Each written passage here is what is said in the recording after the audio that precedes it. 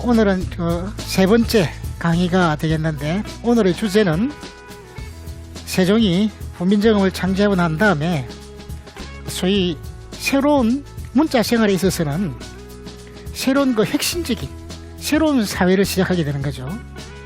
그러니까 그때까지만 하더라도 사대부 중심으로 한문을 써왔으니까 문자 생활에서는 거기에 새로운 것을 하는데, 이 새로운 것을 만들어서 그것이 어떻게 보급이 되는가 라는 것에 대해서 잠깐 우리가 이야기를 나눠보도록 하겠습니다. 이 한글이 보급되는 그 과정은 이렇게 이제 몇 가지로 정리를 해보면은, 이 소통의 확산이다 라고 하는 것은 임금하고 신하하고, 그리고 이제 신하들끼리 또 특히 이제 궁 내부에서 궁중에서의 이 궁녀들끼리 하는 고기에서부터 확산이 되고, 그러다가 나중에 정조 시대에 오면은 그 전까지만 하더라도 일반 백성들한테 이 관에서 공문을 내린다든가 뭐 백성들한테 공고문을 쓴다든가 하면은 다 이두로 썼습니다.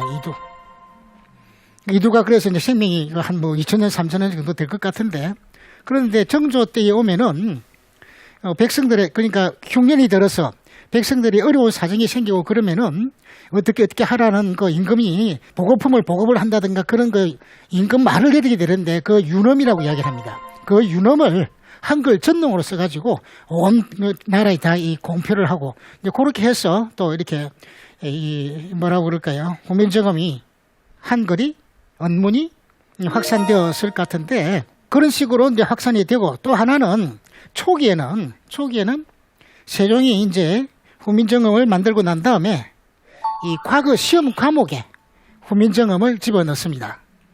그래서 몇 번 이제 계속 이제 명령을 내리는데, 시험을 뭘 치겠어요?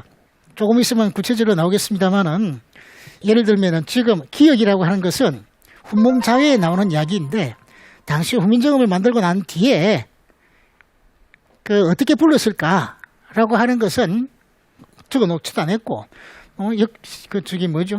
시간을 거슬러 올라가는 그걸 타고 가서 물어볼 수도 없고, 세종한테 물어볼 수도 없고, 훈민정음 보면은 이걸 글자 써놓고 난 해가지고 이제 설명을 내려가는데, 이걸 어떻게 읽었을까라고 하는 건 지금 아무도 모릅니다. 지금 우리가 이제 하고 있는 기역, 니은 뭐 이렇게 하는 것은 최지진 선생이 훈몽자회를 써가지고 거기에 이제 훈몽자회를 가르치기 위해서 이 언문을 가르치게 되는데, 그 언문을 가르치면서 요 놈은 기자 초발성이요. 기자라는 것에 처음 나는 소리고, 억자가 있었으면 좋겠는데 억이 없으니까 역자를 써가지고 역자의 종발성이다. 그렇게 설명해 놓은 거예요. 이게 니은 같으면은 니자의 초발성이요, 니자의 처음 나는 소리이고 음자의 마지막 소리이다 라고 해서 그 음가를 설명해 놓은 것인데, 후세 사람들이 잘못 읽어가지고 그냥 기역, 니은, 디귿. 시옷은 어떻게 되겠어요? 시옷은 시자의 처음 나는 소리다. 그 다음에 엇이라는 이 한자가 없잖아요.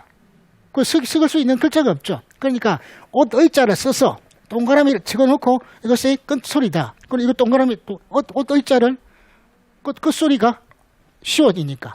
그런 식으로 이제 음가를 설명하기 위해서 해놓고, 그 다음에 이제 해 나갔는데, 그걸 후세 사람들이 최세진이가 우리 한글 참호 이름을 지은 것처럼 착각을 하고 있는데, 그건 후세 사람들의 착각이고, 최세진 선생 그 설명하기 위해서 이제 하니까 전혀 완전히 다른 차원에서 우리 이제 한글이 보급이 되는데, 근데 세종은 처음에는 훈민정음을 시험 과목에 넣을 때는 기역이라는 것을 쓰고, 그 다음에 아라는 것을 쓰고, 미음이라는 것을 쓰고, 글자를 합해서 쓸 줄 아는 거, 그런 것을 시험에 넣어라 라고 해가지고 이제 한글 보급을 하기 위해서 세종은 자기 당신께서 만드는 문자를 보고하기 위해서 처절한 노력해도 되겠지 아마? 처절한 노력을 부리게 됩니다. 과거 시험 과목에 넣고 그러니까.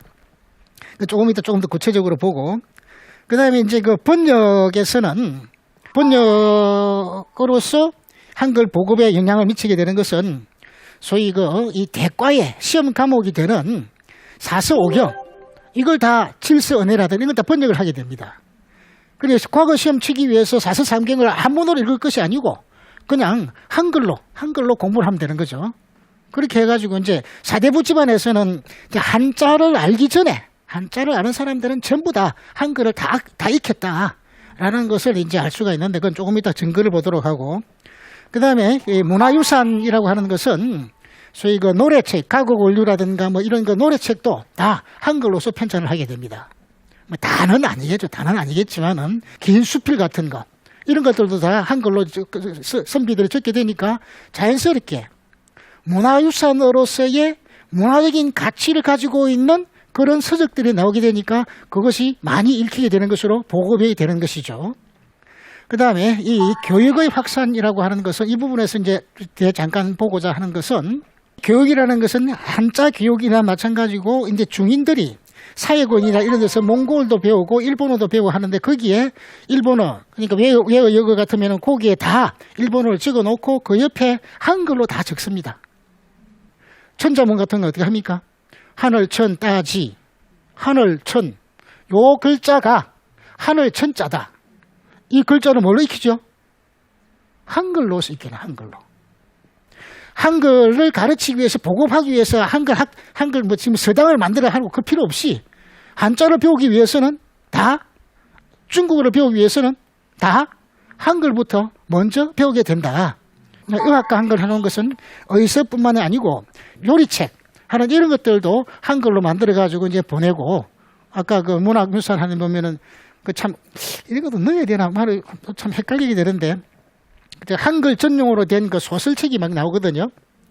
홍길동전이라든가 심청전이라 이런 게 나오는데 이것이 한글 보급하는 데 도움이 되었을까? 그건 전혀 도움이 되지 않았을 것 같은데. 우리들도 심청전 같은 거 그냥 읽으면은 주석 안 한 거면은 그거 모르는데 일반 사람들이 그거 보고서 한글 소설을 재밌게 읽었었다? 그건 아닐 것 같고 아주 한글이나 한문에 도통한 사람들이 다 그냥 국지엄이 이호중급 나는 그래서 이제 국지엄이라는 나라 말씀이 중국하고 달라서 알지만은 보통 사람들 같으면 알아보기 어려운 것이죠.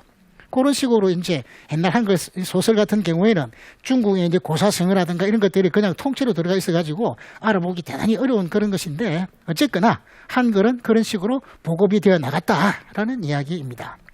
조금 이제 구체적으로 보면은 혹시 이 부분에서 질문하실 사항이 있습니까?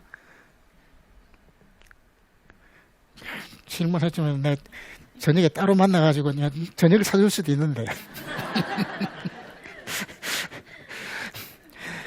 세종 25년 12월에 훈민정음을 창제를 하고 그 다음에 중요한 사건이 세종 26년 2월에 채말리 반대 상소문이 나오고 채말리 반대 상소문 뒤에 가면 조금 더 다시 한번 이야기 언급이 되겠습니다만은 우리 이제 세종의 인간다움에 대해서 한번 이야기를 해보면은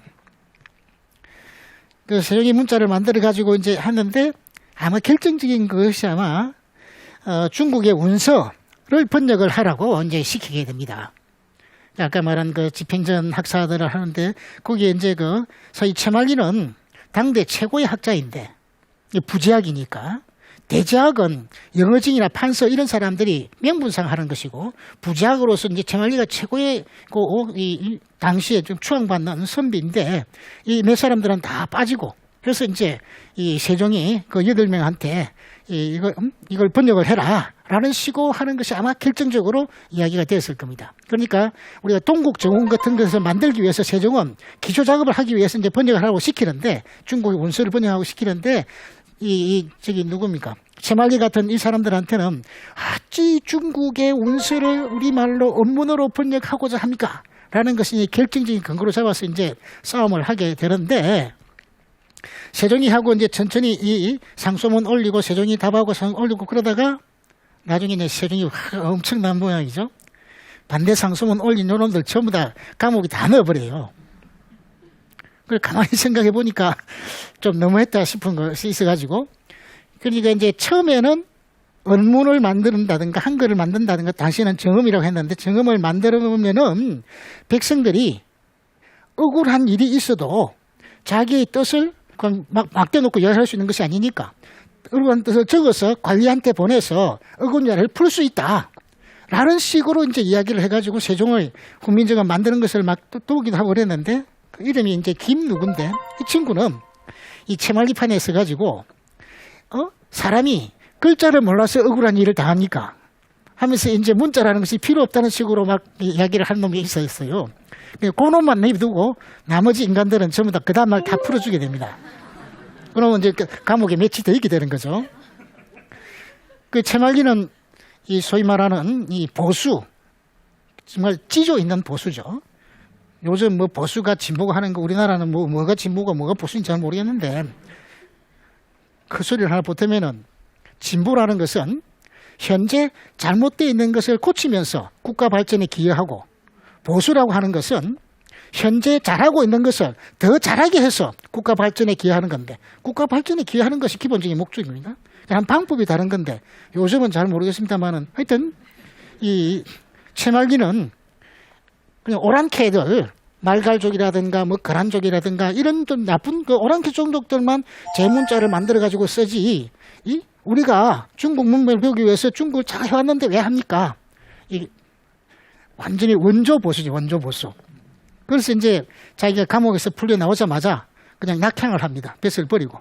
그래서 그냥 얼마 있다가 죽게 되는데 요즘식으로 하면은 아마 이 화병으로 죽었지 않았을까라는 생각이 드는데 그런 식으로 이제 지조를 부르는 사람도 있었고 반면에 이제 세종은 이 백성들이 편하게 배워서 편하게 쓸 수 있는 그런 문자를 만들어야 되겠다.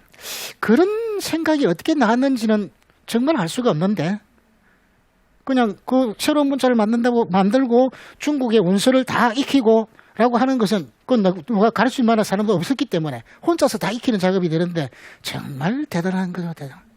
세종 업적은 그것뿐만이 아니고 보면은 뭐 곳곳에 그냥 너무 그렇게 하면은 세종하고 짜고 치는가 그러니까